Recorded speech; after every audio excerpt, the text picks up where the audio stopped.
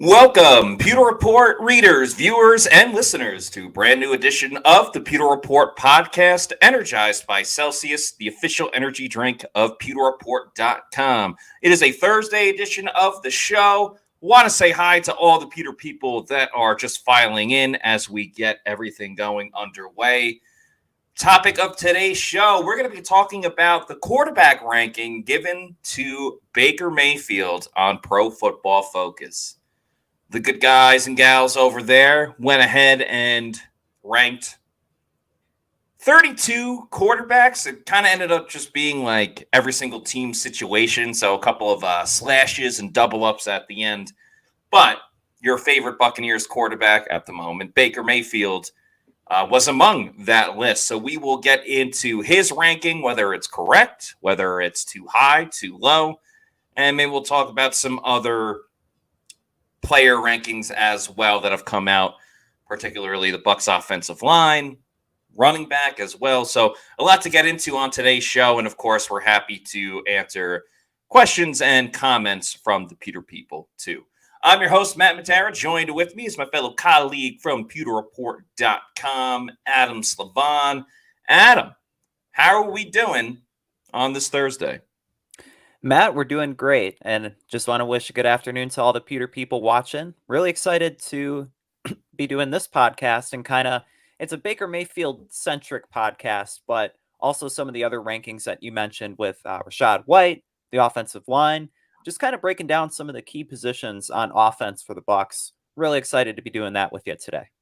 We haven't gotten to speak to Baker Mayfield in OTAs just yet, but don't worry, everybody. We'll be back out there on Tuesday, and we were told Baker is going to speak then. So the last time we had a conversation with him, it was really after he signed his big contract with Tampa Bay. But it'll be fun to talk to Baker this week, especially see what he thinks of the new guys, whether it's Bucky Irving and more specifically Jalen McMillan, who he's going to be throwing to. I mean, chemistry with Graham Barden is going to be very important as well, given that most likely he will be the guy snapping the football to him. So always good to hear from Baker. He's an interesting guy, a polarizing figure. If you don't want to wait until Tuesday to hear from Baker Mayfield, I think he just hopped on a podcast that hasn't been released yet. He's a rapper. He changed his overall name or his rap name because it was like Mike Stud, I think it was. Okay, you would know better than me because you're more into the rap scene. It was Mike Stud, and then now he just goes by Mike, but he has a podcast. Dodd. Yeah, Mike Dodd. Okay, like the You Never Know podcast. He did one when he was with I think right after he got traded from the Browns and he was traded to the Panthers. So. Yeah, so I saw some stuff on Instagram. I think Baker is going to be doing another episode of that podcast because he was sitting on the couch chilling. It was just kind of like a preview. I don't know when that's going to drop, but keep your eyes and ears peeled for that one. By the way, shout out to Mike Stud. My friends years ago went to one of his concerts, and I believe my buddy Dom went on stage and chugged a beer with him. So shout out to you, Dom. That's pretty cool.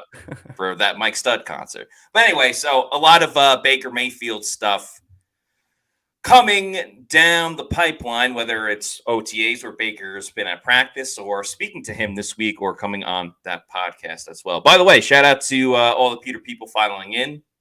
Christopher Oxentine says, hi, everyone. And Tampa Reality says, #fire the cannons. So let's dive into the deep topic today. Baker, I don't know his middle name, but Baker Mayfield. Is Reagan? Yeah. Oh, wow. I didn't even know that. Glad you're here. You're a stat guy. Baker Reagan Mayfield was ranked by Pro Football Focus, not just him, but the entire quarterback class heading into 2024. So there were 32 overall. Again, sometimes there were some combinations. For example, I'm not giving away anything too sizzling here, but second to last was the Vikings. It says Sam Darnold / J.J. McCarthy. 32, the Broncos, Jarrett Stidham / Bo Nix. But anyway, for Baker Mayfield, From Pro Football Focus, Baker Mayfield was ranked 20th amongst all the quarterbacks in the league. And it's broken down into different tiers. Like number one overall is Patrick Mahomes. That's just the Mahomes category. The next is the elite. Fair enough. So Baker is 20th overall. He's the first ranked in tier 5 that says can single-handedly win and lose games.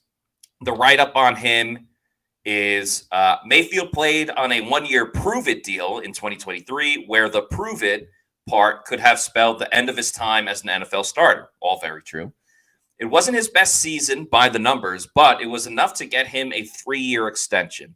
His last 4 games of the year were the catalyst. Overall, Mayfield was erratic with 25 big-time throws and 22 turnover-worthy plays. But over the final 4 games, he earned a top 10 passing grade, including an elite Week 15 performance on the road in Green Bay that propelled the Buccaneers to a strong finish and a playoff berth. Some of the other categories as well, and then we'll kind of break down everything that was written. By the way, this article is from Trevor Sikkema of Pewter Report alumni who was on the show not too long ago. So not going to eviscerate Trevor by any means. But anyway, the tiers that Trevor had, tier 1, the Mahomes. Makes sense. Tier 2, the elite. You have 3 quarterbacks in that category. Tier 3 is postseason caliber quarterbacks.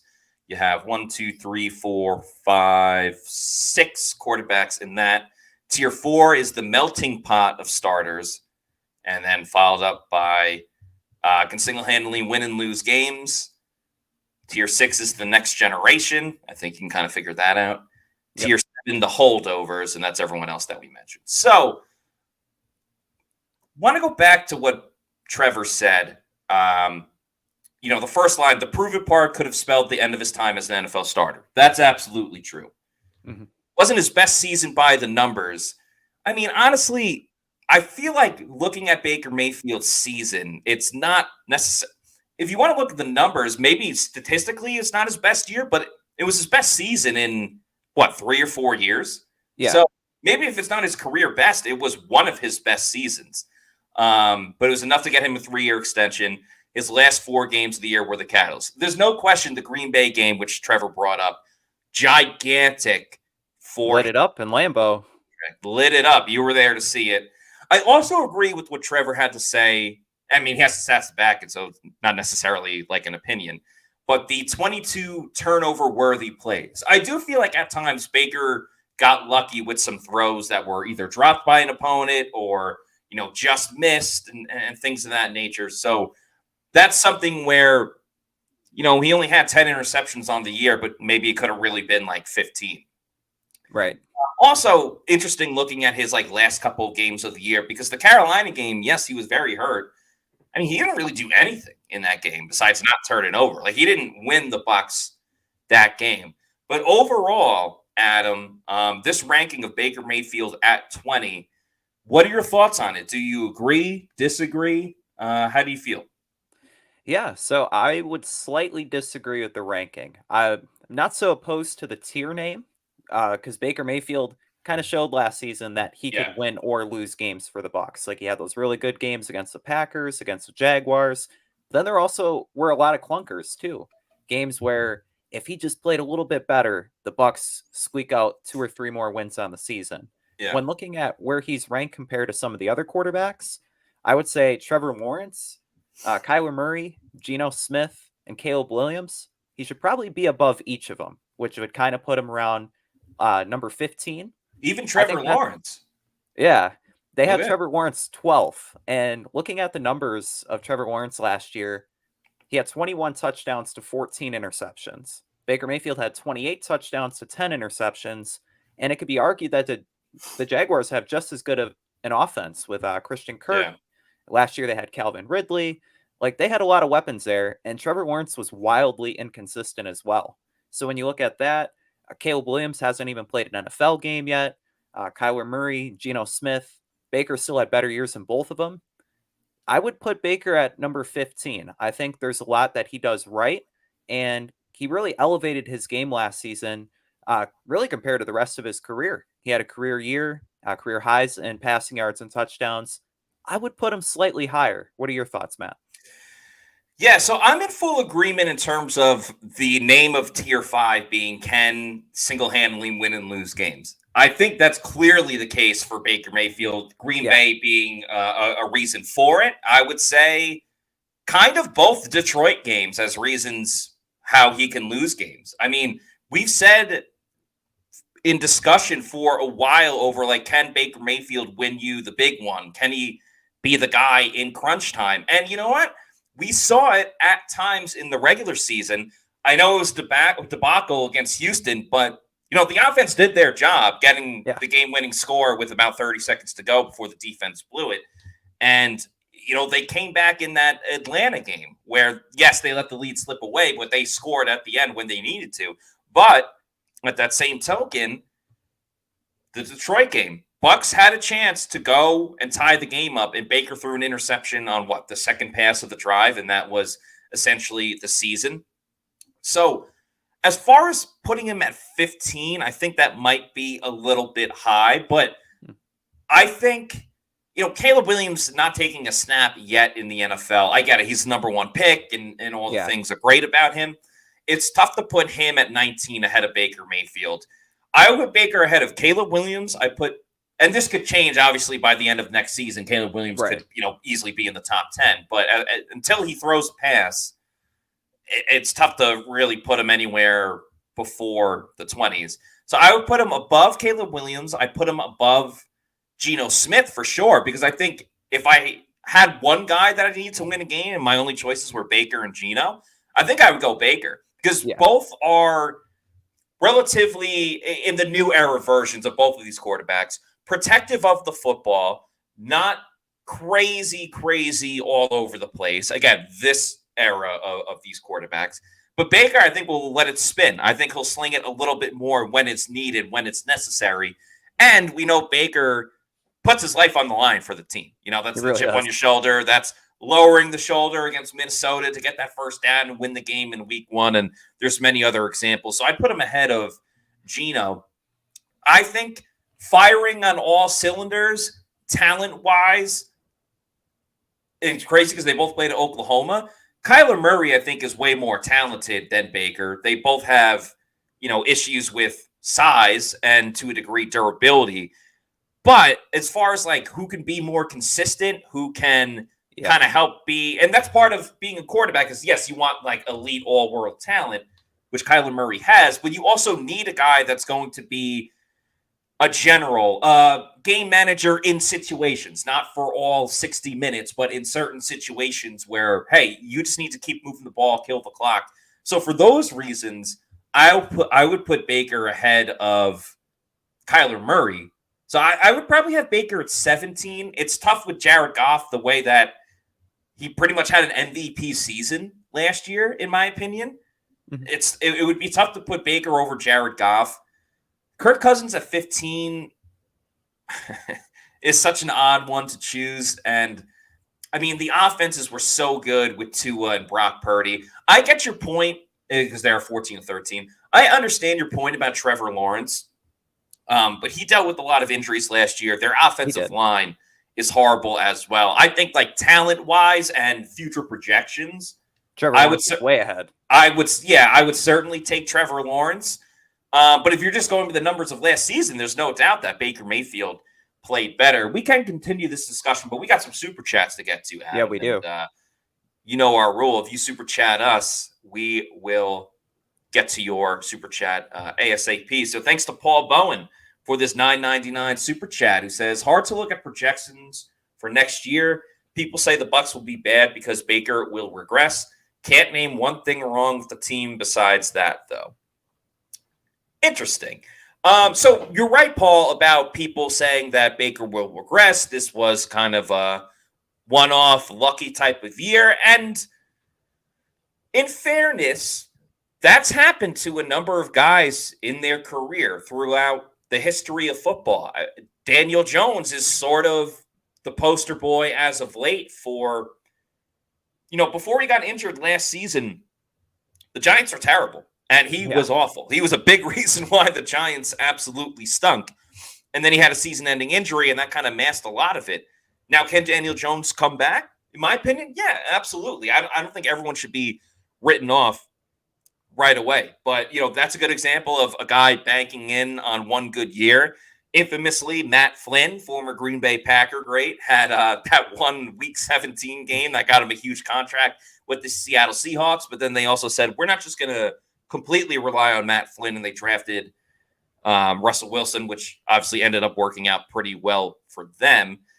And former Buccaneer great Josh McCown as well had that great season with the Bears when I think he went came on in. a run, man. Yeah, when he came in for Jay Cutler. I forgot who gave him the big contract, but there was a team that gave him, a pretty nice payday. Was it the Bucs? I don't know. This is before I was The a Browns? reporter. I Yeah, don't it know. might have been the Browns was later on. Was it? I don't know. I'll look it up. Let's use the old Google machine. Josh McCown.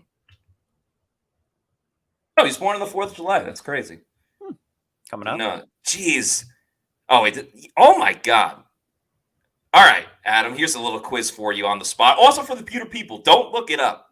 Okay. Name all of the teams that Josh McCown played for. And for the record, this is 1, 2, 3, 4, 5, 6, 7, 8, 9, 10, 11, Are you serious? 12 different teams. This also man. includes practice squad as well. 12 different teams. And the most insane part, no double ups or anything. Like it wasn't like, oh, he played for the Bucs and then 2 years later he went back to the Bucs. Yeah. 12 different teams. 1, 2, 3, 4, 5. Now 2 of them are practice squad teams, but 3, 4, 5, 6, 7, 8, 9, 10. Yeah, 12 teams. So you had the Cardinals, the Correct. Lions, Yes. the Bears, Yeah. the Browns, the Jets, the Bucs, the Eagles, and the Texans. Were those the practice squad ones? Texans was on there. No, both just on the roster. Really? Okay. Because I know when during COVID they expanded the practice squad. I thought he was signed to those teams. Man. Otherwise, that's a tough one. There's so many. No, you did really good. The practice squad teams, Miami and San Francisco, and then obviously the Bucs. I really think Panthers? Panthers, he was a quarterbacks coach. Oh, okay. Yeah. I honestly think the only team you missed outside of the practice squad was the Oakland Raiders in 2007. That's you did pretty good though. So I'm trying to think. All right, so you played with the Bears. The Bears. Yeah, Bears.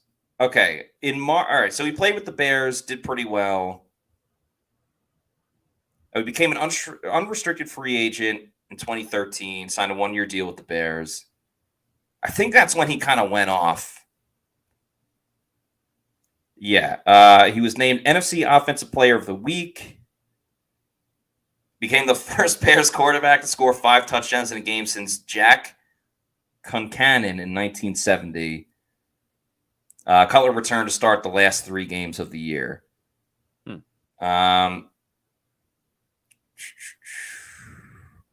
And then after that, he actually signed with the Bucs a 2-year, $10 million contract. All right, I thought he got a gigantic payday after the Bears thing, but maybe it was just a starting opportunity. Hey, he can be a starter, and the Bucs took him on that starting opportunity. But anyway, come for the Bucs conversation, stay for the Josh McCown conversation. But yeah, to get back to your point, Paul Bowen. People say the Bucs will be bad because Baker will regress. Can't name one thing wrong with them besides that, though. I mean, I think there are a couple of other flaws you could point to for the Buccaneers. Namely, if we're staying on the offensive side, the Bucs' interior offensive line. Yeah. Yes, they drafted Graham Barton. The Bucs have taken the steps to address the offensive line, but you need Graham Barton to hit as a draft pick. You certainly want Cody Mauch to step up in year 2, and it seems like physically he's already started to do that. He looked much bigger when we spoke to him on Tuesday. And then the Bucs also got to figure out what they're doing at left guard. It's not a guarantee that Sua Opeta or Ben Bredesen are just going to come in and light the world on fire. So there's certainly questions about the offensive line. What are they going to get from the tight end room? Does Cade Otton stick with that same progression? And then, wide receiver, can Jalen McMillan be wide receiver 3? You're expecting this and you're hoping it, but the Bucs are not flawless by any means. So I'll ask you this, Adam. Yeah. I asked Jacobson yesterday when he was on the show. Right now, who do you feel more comfortable about with this team? The Bucs offense or the Bucs defense? Ooh, that's a good question. He said that too. I would say probably the offense. And kind of going with Paul's comment, kind of talking about the expectation that Baker will regress. I feel like the Bucs front office has done a good job in curbing that regression by, with all the young talent, you have Rachaad White, Cade Otton, Cody Mauch. You're expecting them to mature and take that next level, that next leap this coming season. And then as well as that, having guys like Graham Barton, McMillan, Bucky Irving, kind of on hand to fill the empty spaces, right? You have Graham Barton in the interior offensive line. The expectation is that he's really going to be an upgrade over either the left guard or center last year. And then you have McMillan. He really was one of the bigger steals, I think, at the position in the NFL draft, and would have went a lot higher had he had a healthy season at Washington. Mm-hmm. And then Bucky Irving, who after Josh Capo's done some articles on him, doing some research, there's a lot to like him and being a change of pace running back. So you add all that in, even though the offense lost Dave Canales, getting a guy like Liam Cohen and keeping Baker Mayfield comfortable, I think Baker Mayfield arguably has the best supporting cast of his career this coming season, just because you have Mike Evans, Chris Godwin, and then all the other pieces, there's a lot of promise, and there's a lot of hope that the offensive line will continue to gel. Last season, you had Tristan Wirfs, Luke Gedeke flip-flopping and moving different positions. Cody Mauch going from left tackle to right guard. With all of those pieces kind of staying the same this year, I think the offense will get better.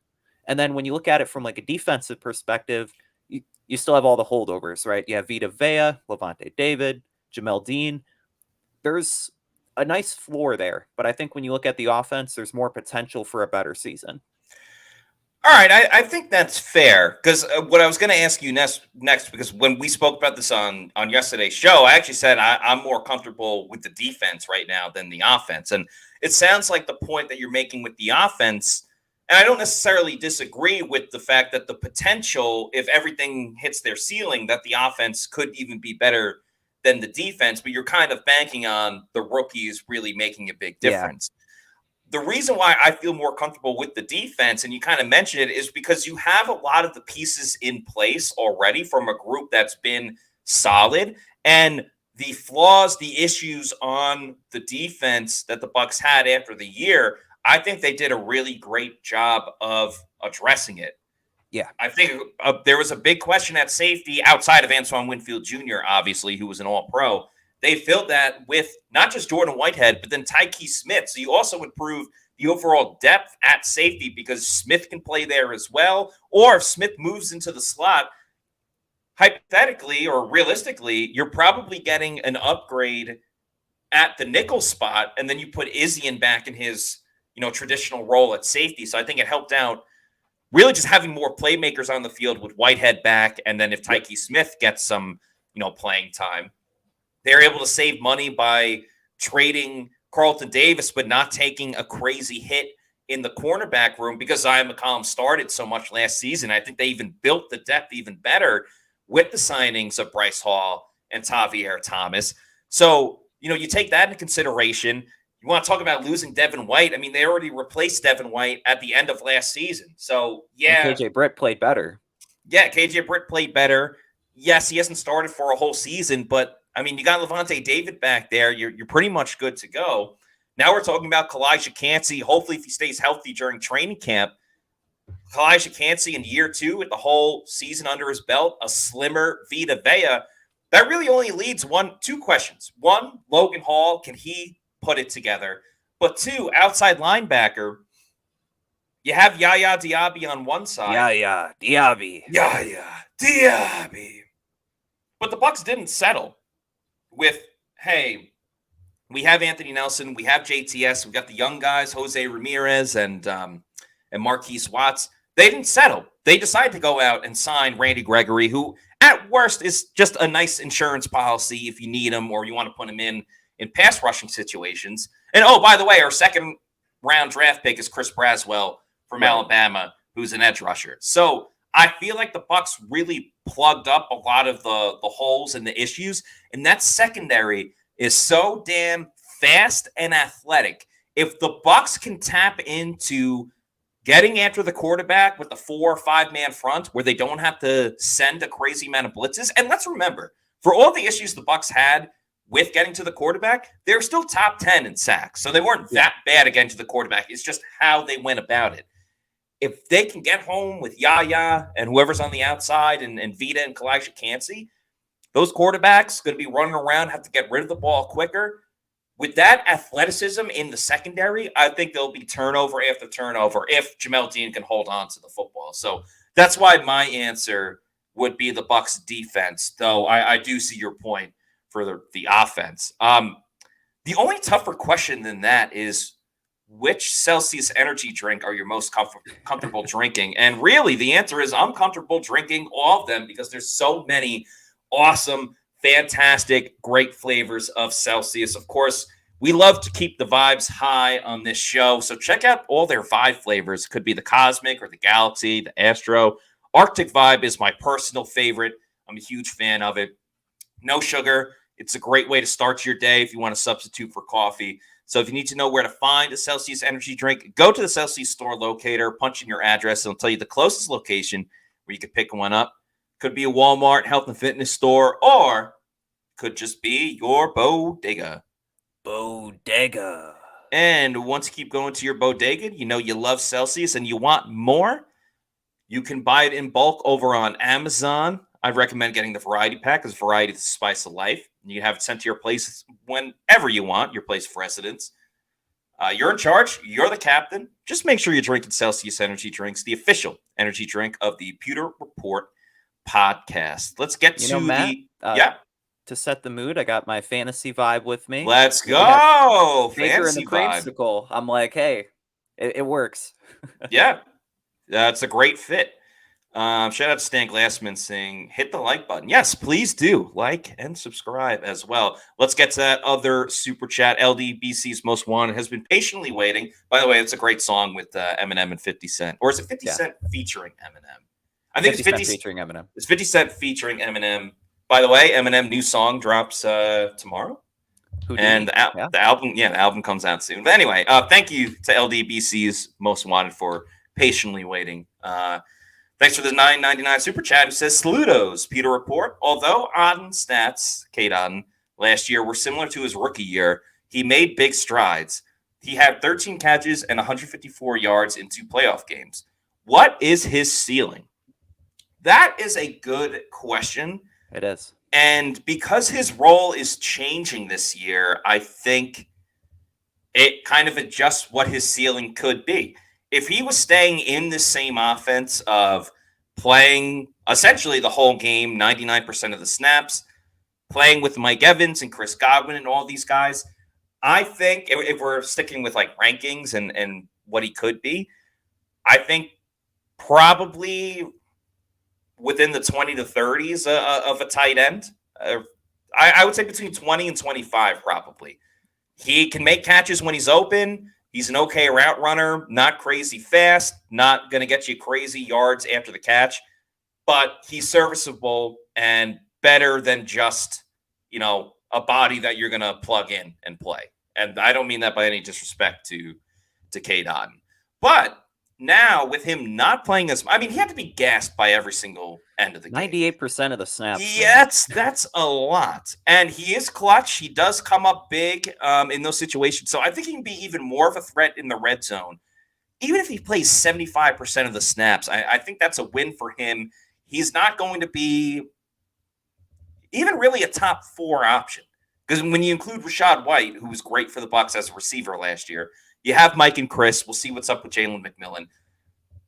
I mean, he's never going to be the focal point of the offense, but I think he can be a top 15 tight end if he can improve his blocking. I don't know if he can at this point, but blocking's kind of been the big knock on him. But he's a serviceable receiver. better than just an average guy. So I think a top 15 receiver, the top 15 tight end overall, I think is really what his ceiling would be. Yeah, I would have to agree. And when you look at like Kate Otten, I think his ceiling is like a jack of all trades tight end, where Yeah. he's not like elite in one thing, but he's good enough in everything to where he can be a starting caliber tight end. And when you look at it, kind of the same argument you can make for Rashad White, like seeing the field less next season could give him more benefit. Like when you look at Rashad White, not having the ball 336 times next Yeah. season, I think it'll be a little bit better for him to be efficient. And the same argument could be for Kate Otten. If Payne Durham comes in like red zone situations, you have Devin Colt maybe stretching the field a little bit and like receiving packages. If Kate Otten can get more breathers, I think that'll help him make more strides and be more efficient. But when you look at it statistically, I don't really see too much of an uptick. Although the playoff games last season were very encouraging, Yes. like seeing him being the leading receiver even for a game, but you shouldn't expect that when you have Mike, Chris, Jalen, Trey, Rashad. It's like Cade's still behind them. Right. And that's not his fault. If he goes to other teams, maybe he is the third option and his stat production is better, but is the team that he's on better because of it? Mhm. So I think that's the big question with him. You mentioned Rashad White, and I think it's really intriguing what type of season Rashad White will have. Because again, when we had Aaron Jacobson on, he asked me if I had to pick right now over under on 1,000 rushing yards for Rashad White, what would I take?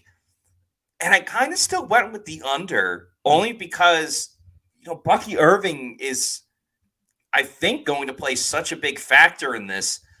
I know, because you look at it in one sense, Rashad was only 10 yards away and he was on the worst rushing attack in the NFL. So even if it gets a little bit better, he should be better. But at the same time, if Bucky Irving proves to be a great addition as a 1-2 punch for the Bucs, it's not always often you have 2 1,000-yard rushers on a team. I was watching a old school video of, I know they played for the Panthers, but the Jonathan Stewart and D'Angelo Williams tandem of both getting 1,000 yards. Bucky could cut into that, and overall, it's probably good for the Bucs if they're both doing a great job. But as far as 1,000 yards, I don't know. I think that's a tricky one for Rashad White. What do you think? Yeah, I think it is too. I mean, last season, if he didn't get it with 272 carries, like you expect Bucky Irving to eat some of those carries this year. Let's say Bucky gets 100, maybe Rashad gets 200, 225. That means he has to be a lot more efficient, average Yeah. like 4.5, 5 yards a carry. The first 2 seasons of his career, he averaged 3.7 and 3.6 yards a carry. So you're expecting like a yard more per rush, which, like, I mean, he knows his history. He studies his running backs. He mentioned back in April, he kind of wants to be like Walter Payton and be more efficient. Like every guy is going to have bad seasons, Yeah. but he wants to have a really good season. But I think the hope would be just above 4. Like if he gets 4.1, 4.2, that's a really noticeable upgrade. But expecting him to be 1,000-yard rusher, like I think Bucky's going to really have a big impact. And then don't forget Chase Edmonds too. He can maybe get 30, 40 carries in the offense. So it's going to be hard. Like it sounds on paper like, oh, Rashad, just give him 1,000 yards. He Yeah. had 1,500 scrimmage yards last year. But when you look at the bigger picture, it's like he's going to have trouble getting there. Yeah, I think for Chase Edmonds, it's really going to come down to how efficient is Bucky Irving as a pass blocker? Because we know Rashad White can play all 3 downs. I don't think that's a good idea to do that consistently over and over and over again. But we know Chase Edmonds can be a 3rd down running back. He's done that for a lot of his career. But if Bucky Irving can prove that he can be a pass blocker and he can be trusted on passing downs early on, because that was a little bit of the issue with Keyshawn Vaughn. Yeah. Then I don't know how much Chase Edmonds plays, because you look at last year, it was just Rashad and Chase Edmonds. That was about it, except for when Chase Edmonds was hurt and they used Keyshawn Vaughn for a little bit. But I don't know how much the Bucs would use 3 running backs with a rotation of Rashad and Bucky and Chase Edmonds. I think there's value into using all 3, and I do think the Rams with Liam Cohen kind of rotated more running backs than the old Bucs regime ever really did. But I'd be curious how that snap count really splits up, because it's a good point. I mean, if Bucs has 100 rushing attempts, that really cuts into what Rachaad White can do, and then it becomes quality over quantity. And I think it's a big year for Rachaad White because, he's getting some public notoriety and stuff like that, and I think that's all great. And he's proven he can be like an all-purpose back, but he was there to run the football. So I don't know. I think Rachaad White has set himself up good in his career where, I mean, I don't want to think about him not on the Bucs, but he's got 2 more seasons. I think Rachaad White can have a long career in terms of, even when he's older, he could still be like a receiving running back and help out a team. But yeah, it'll be really intriguing to see how the Bucs kind of go about their running back rotation this season. Yeah, and I'd be curious to get your thoughts, like extending this further into Rachaad White's PFF ranking. So they ranked White 26th, the 26th best running back in football. And kind of looking at some of the names before him, it's harder to make the argument that he should be higher, right? You have Alvin Kamara at number 21, and he's been kind of that do-it-all back for the Saints for years now, and just putting up 1,000 yards consistently on the ground as a receiver. When you look at Rachaad White and just his overall efficiency, I think that kind of knocks him down a peg. While the numbers were there, like in terms of scrimmage yards, he had over 1,500, which ranks 7th in the NFL among all players. But like, it's hard to make the argument that Rachaad White should be higher than 26. You think I'm sorry, say that last part again. It's hard to make the argument that he should be higher than 26. So you're fine with him at 26? Or you're saying... I would say maybe a couple spots higher, around like 22, 23. But that's kind of like the ceiling as of now, because just his overall efficiency, it really hasn't been there on the ground as a runner. Yeah, and it's an interesting thing to kind of grade overall, because as pedestrian as he was as a runner, I mean, I think he more than made up for it as a receiving running back. Oh, yeah. And yeah, it's tough with running backs, man, because Derrick Henry, I am fascinated to see what Derrick Henry will do with the Baltimore Ravens. And maybe I paid a little bit more attention to Derrick Henry this season because I had him on my fantasy team. So naturally, you're just looking at the stats and seeing what he's doing. But I thought Derrick Henry this year, and granted, the Bucs did play against the Titans, and granted, the Titans were dealing with a rookie quarterback, DeAndre Hopkins in and out of the lineup, not a ton of weapons outside of that. So everyone knew the Titans wanted to run. But Derrick Henry looked like he was kind of on that other side of the fence. Reaching the hill. Going over the hill with running backs as you get older with age. So to have him second overall, I think was a bit tough. No problem with Jonathan Taylor. I love Nick Chubb. Obviously, he's got to be healthy. Bijan's electric. It's really tough. You look at the top 10. Because the way I kind of look at it is like, all right, if you're going to move Rachaad out of 26, like, who is he going in front of? And, the top 12 with Kenneth Walker being 12, I don't think you're going to put Rachaad above that. Got Mostert. Mostert's interesting. Like, is Mostert more of a beneficiary of the Dolphins' offense than, like, what he's actually done? I don't necessarily know. But, I mean, 18 rushing touchdowns is... Can't argue that. Absolutely wild. Tony Pollard, obviously great with the Cowboys. Pacheco. I think from 16 to 20, I think. Would you say you wanted him, or you would put him at, like, at 20? I would say probably like 21, 22. Yeah, I think that's fair, because I think Rachaad has more juice than Najee Harris. Yeah. Kamara is only a receiving running back, in my opinion. As it starts with Kamara, has never rushed for 1,000 yards. So, yeah, I think Rachaad at around 20 is probably a fair assessment.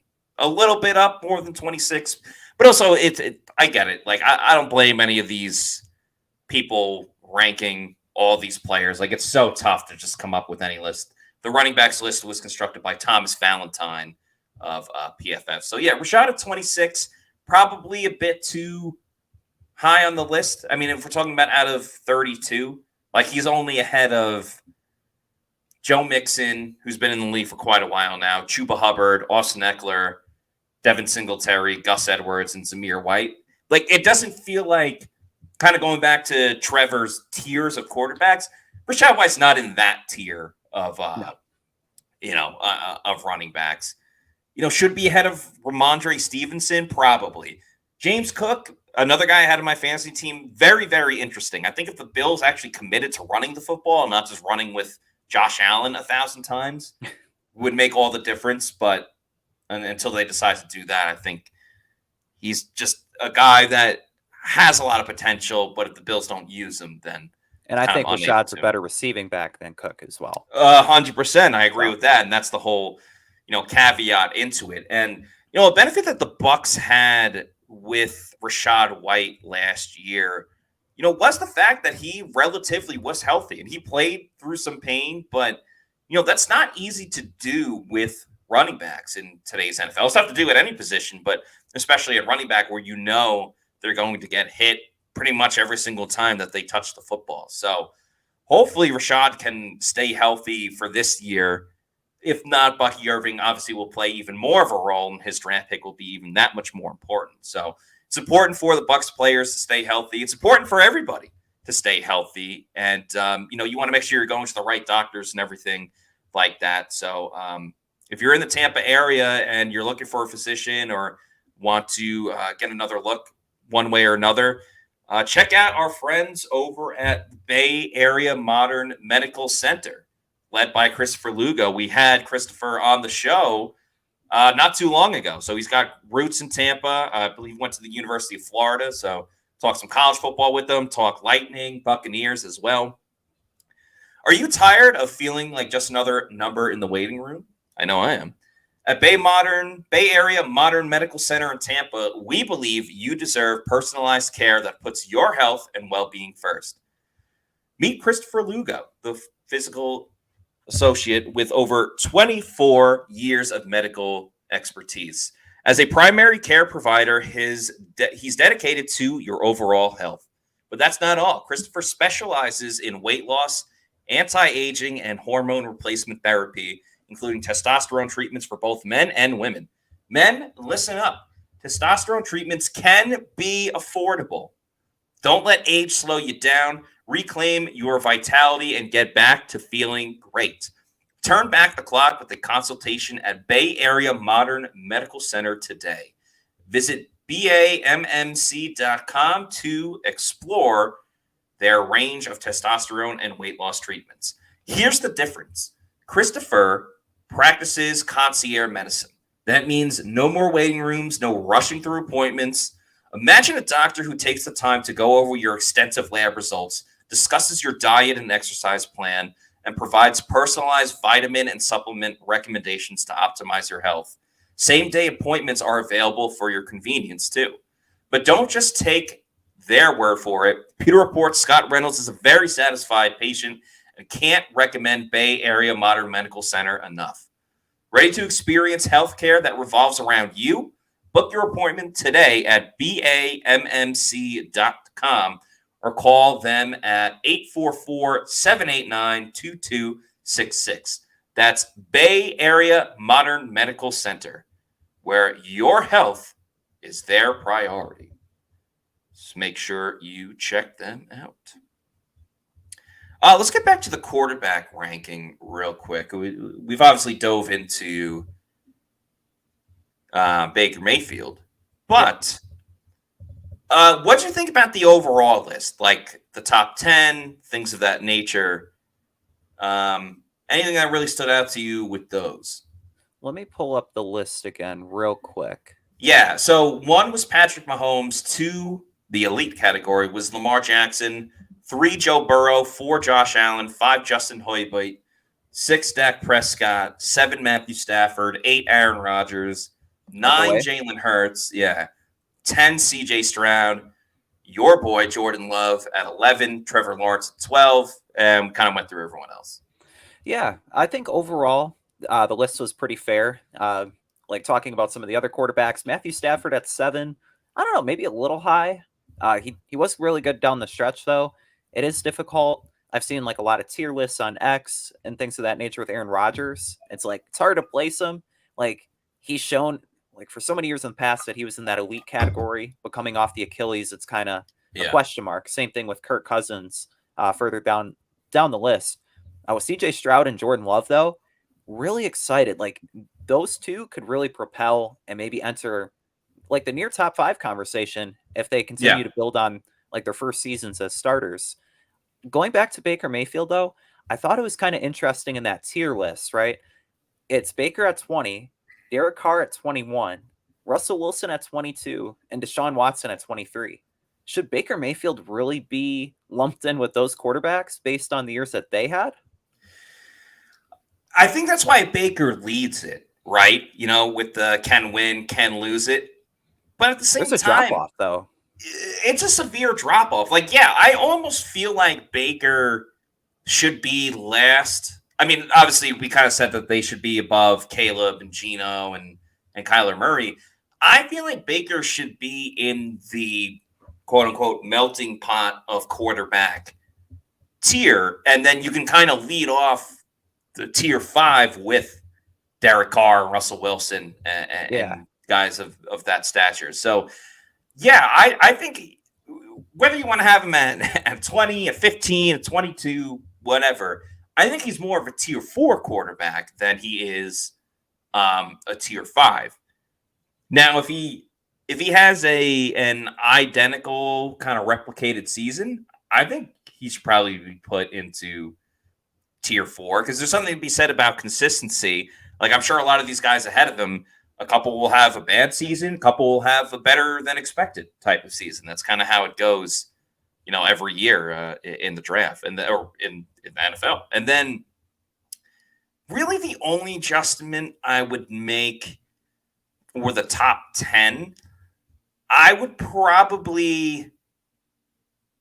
flip Stafford and Herbert. I would put Stafford at 5 and Herbert at 7.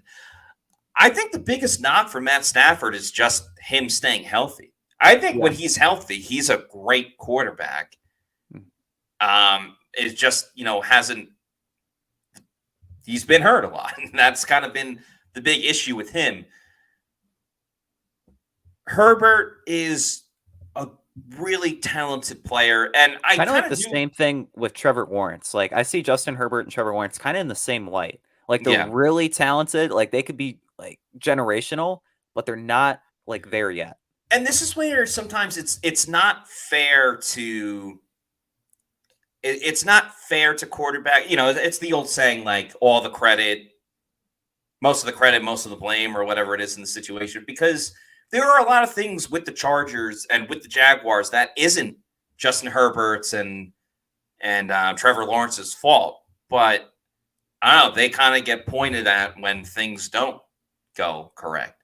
And that's why, you know, it's tough with Baker. As Kev J says, Bucs fandom is vastly overrating Baker Mayfield. It's tough with Baker, right? Because you can look at the dropped interceptions and things of that nature, but then you look at, hey, well, he made the Pro Bowl because, you know, Brock Purdy was in the Super Bowl. He won Pro Bowl MVP. Yep. He threw for over 4,000 yards, only had 10 interceptions, 28 touchdowns on the year, got to the second round. I think overall, if you're talking about just Baker Mayfield, his season by far was a success. But then if you break down the nitty-gritty, minute details, yeah, his season was good, but it wasn't like stellar or fantastic. Yeah, Kev J kind of follows up here and said he had 5 games where he didn't even pass over 200 yards. And I counted like 6 or 7 games that Baker probably wants to have back from last season. And if he can like eliminate half of those, and kind of like the point you made earlier when talking about like Kyler Murray, right? Kyler Murray, he's a more consistent quarterback week in and week out. Yeah. If Baker Mayfield next season can be that consistent quarterback, I think the talent level is a little bit higher, that he can kind of elevate some of those numbers and truly show like and ball out and have a good season. Absolutely. I still think there's plenty of room for improvement. And I think having Liam Cohen will, you know, be a big reason as to why he can improve. I mean, he's worked with him before, albeit in a smaller capacity, but they have worked together. I think the offense is kind of better suited when you compare the chemistry that Baker now has with a lot of his guys and the way that the offense is a little more, even though like Dave Canales has been the guy that has revived quarterbacks' careers and is quarterback friendly. I think this offense with Liam Cohen is even more quarterback friendly, if that's even possible. So it will be fun to see.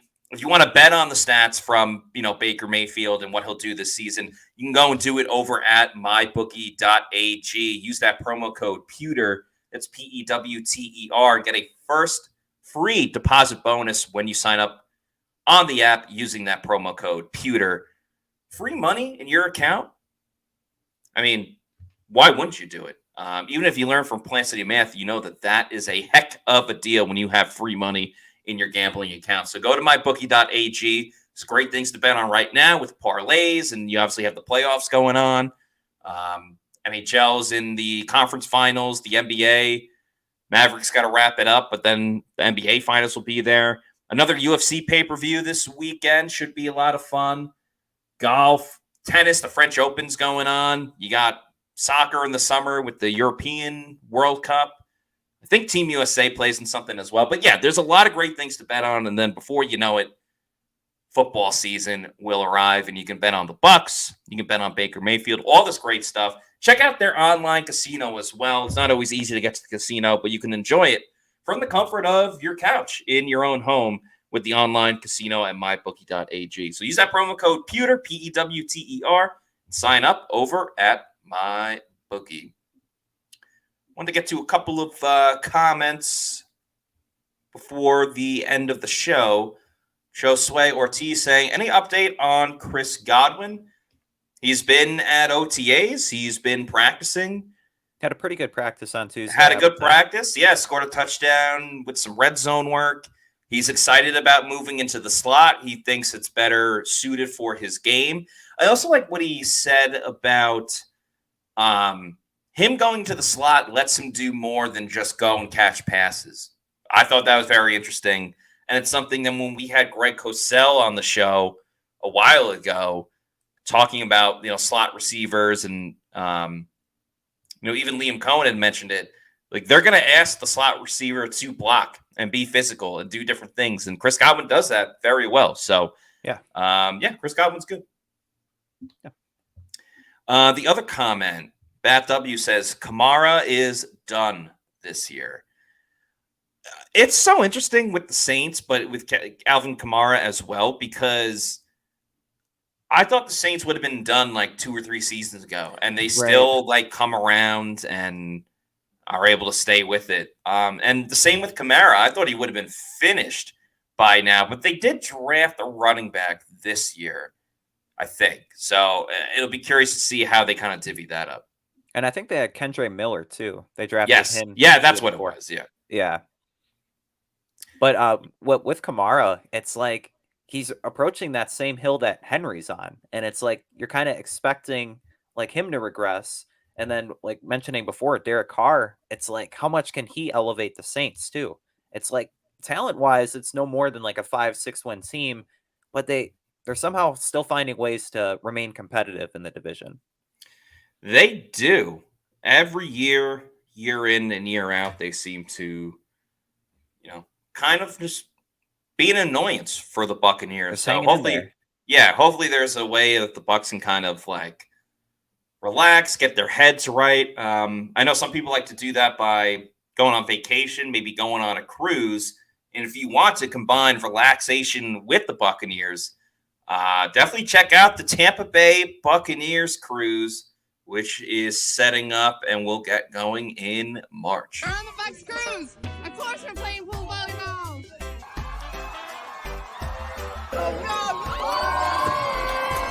Hey, we on the Bucs cruise, of course. Anytime I say Tampa, they will say Bay.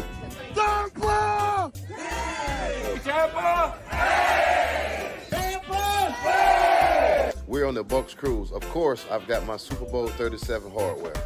What do you think? We're on the Bucs cruise, and of course we had a pirate night. Arr! Arr!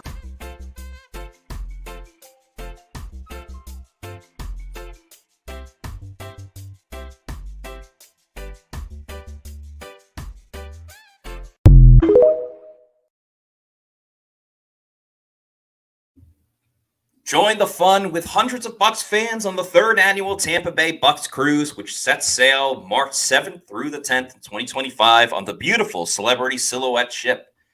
That's a 3-night cruise that begins in Fort Lauderdale and visits Key West and Bimini, Bahamas. Over in those Bahamas. Last year's cruise had Yaya Diaby, Rashad White, Luke Edeke, Cade Otton, Jamel Dean, Super Bowl 37 MVP Dexter Jackson, Greg Gaines, Hall of Famer Warren Sapp, and Gene Deckerhoff, along with others. Even more players are expected next year, as well as special guest appearance by Derek Brooks. There's going to be photo and autograph opportunities with players, a Raise the Flag sailaway party, VIP parties with the players, special interviews, and water volleyball challenges, and much more. Reserve your cabin now at the 2025 Tampa Bay Bucs Cruise, where drinks, including alcohol, Wi-Fi, and tips, are all included with a $200 per person deposit, refundable until August 16th. So visit TampaBayBucsCruise.com. That's TampaBayBucsCruise.com, or give them a call at 1-800-975-7112. We've only had 3 podcasts this week, but it's been a great week of Pewter Report podcasts. We have some fun ones coming up next week as well. Next Thursday, on June 6th, we are lucky enough to be joined by Bucs Assistant General Manager Mike Greenberg. Looking forward to having that one. He is a cap guru, a cap wizard, and it'll be great to get his perspective on what goes through all these negotiations, whether it's re-signing their own guys or looking at free agents, and kind of what's ahead for the Bucs on that side of it. So that's Mike Greenberg next week on Thursday, June 6th. We'll obviously have another OTAs as well. So a lot of great stuff to get into. And speaking of greatness, there's no greater realtor to work with in Tampa Bay than Eric Gross and the Eric Gross Group. It takes a full team effort to win a football game, and it takes a full team effort to win in real estate. The Eric Gross Group treats their clients just like their own family members. It's not just a transaction. They are lifelong friendships. So don't let the stress of buying or selling a home keep you out of the game. They have a strong team of vendors and a network of over 85,000 agents at the Eric Gross Group. They will turn your dream of buying or selling a home into a reality. So let the Eric Gross Group take the pressure off. You can find them on Facebook and Instagram at Eric Gross Group. Check out their website, housesinfla.com, or give them a call at 513-907-4271. That's housesinfla.com, and their number's 513-907-4271. No matter where you are on your home ownership journey, you'll feel welcome with the Eric Gross Group, the official realtor of PewterReport.com. All right, ladies and gentlemen, can't thank you guys enough for another great turnout, attendance, and fandom on the Pewter Report podcast. We couldn't do this show without you guys, so we appreciate everybody. We'd also appreciate if you could take the time and like and subscribe to all of our social media. Follow us on X, Facebook, and Instagram over at Pewter Report. And our YouTube channel is Pewter Report TV. We're over 14,000 subscribers, so thank you all so much for your participation in subscribing to Pewter Report TV. We do the podcast. We do, Scott has his Pewter Pulses. I have Betting the Bucs when the season's here. I do a bunch of reaction videos. We do clips from the Bucs facility, interviews, practices, all that great stuff. You can find it on our YouTube channel. So please like and subscribe. Leave a comment as well. That's going to do it for us on today's show. So for Adam Slavon, I'm Matt Matera saying thanks everybody for watching. Have a great weekend, and we'll see you on Monday for another edition of the Pewter Report podcast. Out.